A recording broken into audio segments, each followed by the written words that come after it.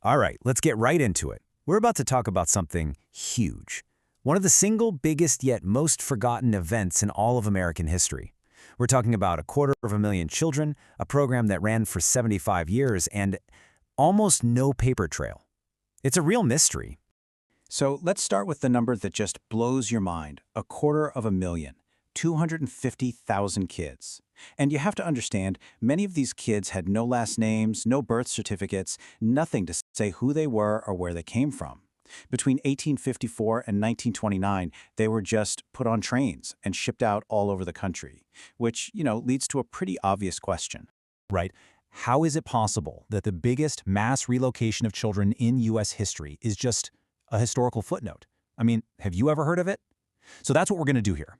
We're going to look at the official story they told us, pinpoint exactly where it starts to fall apart, and really dig into this weird, unsettling silence that covers the whole thing. Okay, so first things first, we have to look at the official story. The one you'll find in most textbooks, if you can find it at all. And on the surface, it sounds pretty good. It's a story about good intentions, about charity, and about trying to fix a genuine crisis in 19th century America. So the story goes like this. There's this minister, Charles Loring Brace. He looks around New York City and sees, thousands of kids living on the streets. They're forming gangs, getting into trouble, even being thrown into adult prisons. So he comes up with this big idea. His solution? He founds the Children's Aid Society, and the plan is simple.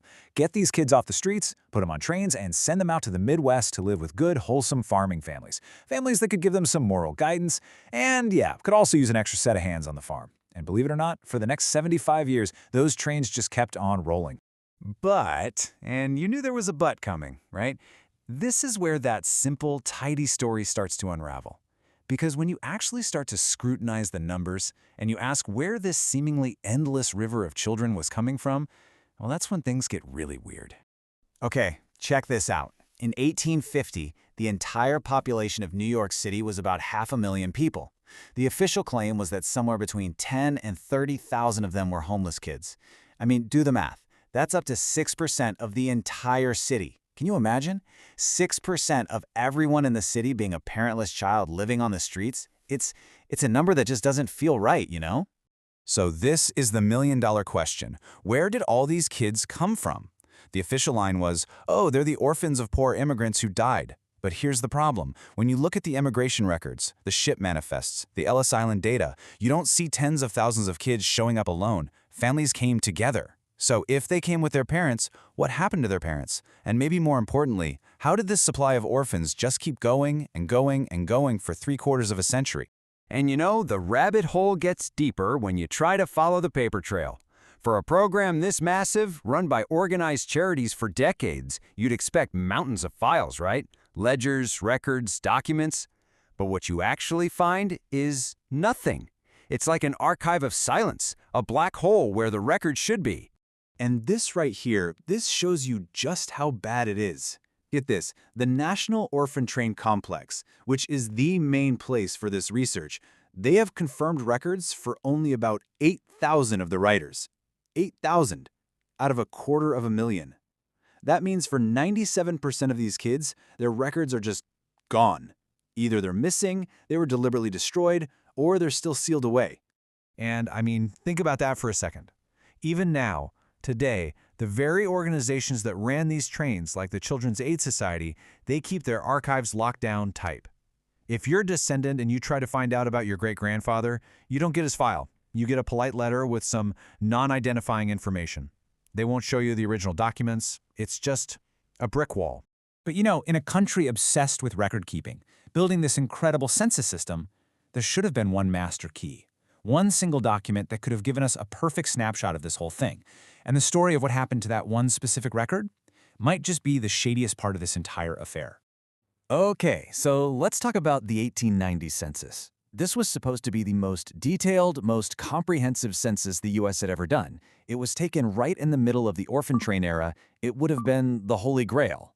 But just look at this chain of events. Step 1. For some reason, unlike other censuses, they didn't make any backup copies. Weird. Step 2. A fire breaks out in 1921 and damages the originals. But, and this is a huge but, most of it was still salvageable. So what did they do? Step 3. They do nothing. They just let the surviving records sit there and rot for 12 years. And then, finally, Step 4. Congress just authorizes their complete destruction. The one piece of evidence that could have answered everything systematically wiped off the map. It's unbelievable. So, we've talked about the missing numbers and the destroyed files. But let's move away from the data for a minute and talk about the human beings at the center of this, the children. Because the stories from the people who actually rode those trains, they're just gut-wrenching. So imagine this. The train pulls into some small town in the Midwest. The kids are marched off to the local opera house or a town hall and literally put up on a stage. People would have seen flyers advertising their arrival. And then the local families would file in to inspect them. And I mean inspect them. As one historian put it, people would prod them, feel their muscles, look at their teeth, trying to figure out if they were strong enough to work on a farm. One of the riders, a man named Stanley Cornell, he just said it straight. It was kind of like a cattle auction. Brothers and sisters were pulled apart right there on stage. They'd have to watch as their sibling was chosen by one family, knowing they were going to another, and that they'd probably never see each other again. And what about the kids who weren't picked? They just got herded back onto the train to do the exact same horrible thing in the next town. And we have to be really clear about the legal side of this. This was not adoption as we think of it. The goal wasn't to find a forever family. The legal papers they signed were for indenture. That's a labor contract. These kids were, in the eyes of the law, a source of cheap labor for families moving west. And don't just take my word for it. The abolitionists at the time saw these lineups on stage and they called them exactly what they looked like to them: slave auctions. And for the kids who were chosen, that was just the beginning of the erasure. Once they got to their new home, their old life was just deleted. Their names were often changed. They were forbidden from ever talking about their past, their parents, their life before the train, their entire history. Everything that made them who they were was just cut off forever. Now, look, if the orphan trains were the only weird thing happening at this time, you might be able to write it off as a strange, isolated piece of history. But it wasn't. When you zoom out and look at the bigger picture of what was going on in the world, a really unsettling pattern starts to emerge.